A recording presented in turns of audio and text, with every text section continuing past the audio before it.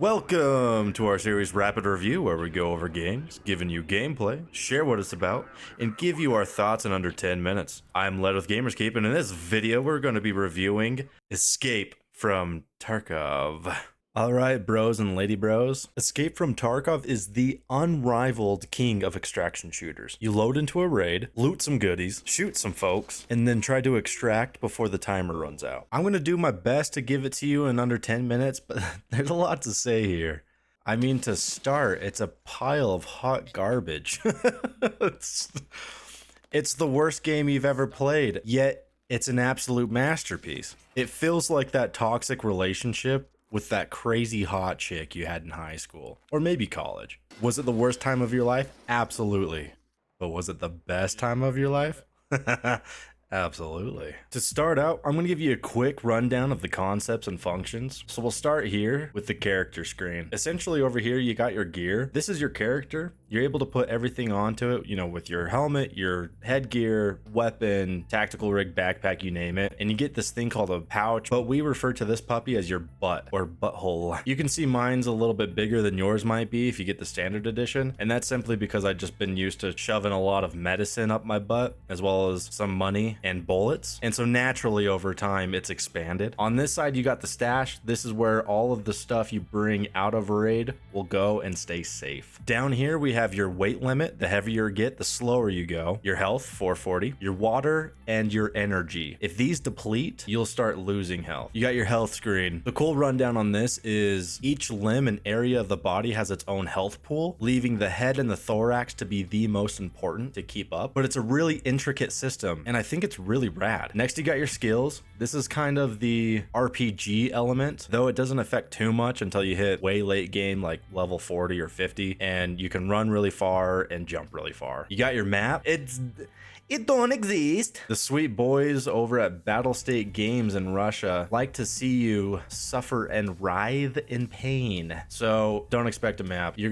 gonna be using Google. For the tasks, you accept these from your traders. We'll run over that. Achievements are for the no-lifers. I mean, shoot, man. I got 900 hours and 10 achievements. So you do you. They did recently add a prestige mode. This is for the Twitch streamers and the basement dwellers. Next, we got your traders. So you're gonna have Prapper, Therapist, Fence Skier, Peacekeeper, Mechanic, Ragman, Jäger, and Ref. These boys and gal are where you can replenish all your goods and sell anything you don't need. As you've probably noticed, the layout and screen is fairly unintuitive, so you'll have to play with it and figure out what you're clicking. But in the traders, it's important to know that up here you want to click on tasks, and this is where you'll be able to accept missions by clicking right here in this area and complete. So once I do this, for example, I can hit this and turn it in. So don't forget to do that. Next, we got the flea market. Essentially, when you hit level 15, you have the ability to then trade with other players, and this will massively change the game for you. So the first 15 levels you're going to kind of struggle, but once you open the flea market, the game really opens up to you. Next, we got the hideout. This is your little scrap heap of a home where if you choose to, you don't have to, you can level up each station and it'll ultimately benefit you, giving you small perks or abilities, like if you unlock the workbench by putting together 2 nuts, 2 bolts, and this multi-tool, you'll be able to gain access to a better customization of weaponry. Cozy. With all that, you're ready to now click on Escape from Tarkov, and you get the choice to choose from a scav or your PMC. Your PMC is your main character. This is the guy that's going to progress your missions and really get work done, but whatever you put on this character, you can and will lose. A scav is like a freebie. Every 30 minutes with a cooldown, you get a random character with random crap loot, but it's a free chance to go in and make money with a low risk. After that, you select your map. You got the lab for the chads and the cheaters, Ground Zero, Streets of Tarkov, Woods, Factory, Customs, my baby, Interchange, Lighthouse, Reserve, Shoreline, and Terminal, which is yet to come out. But enough of that. Let's dive into the categories. Audio and visuals.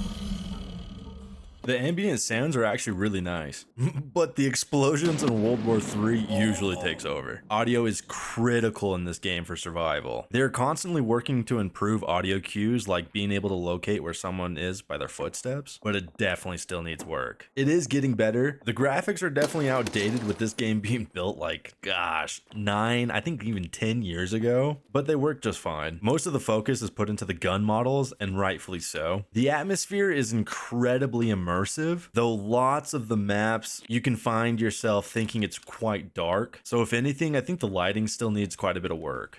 Gameplay.